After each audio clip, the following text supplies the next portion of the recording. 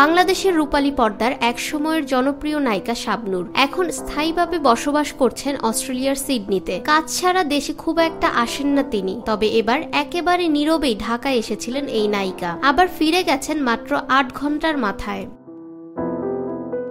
সম্প্রতি গণমাধ্যমে নিজেই এই খবর জানিয়েছেন শাবনূর। জানান, তার সফর ছিল একেবারে অপ্রত্যাশিত এবং অস্থিরতায় ভরা। মূলত মায়ের অসুস্থতার কারণেই হঠাৎ করে ঢাকায় আসতে বাধ্য হন তিনি।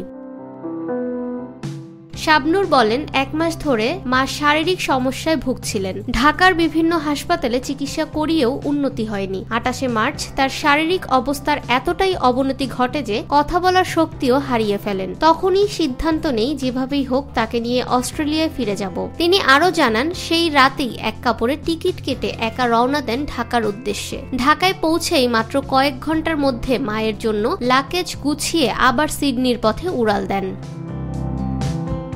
সিডনিতে ফেরার পরপরই মাকে হাসপাতালে ভর্তি করানো হয় এবং চিকিৎসা শুরু হতেই শারীরিক উন্নতি দেখা দেয়। এখন তার মা পুরোপুরি সুস্থ আছেন বলে জানিয়েছেন শাবনূর।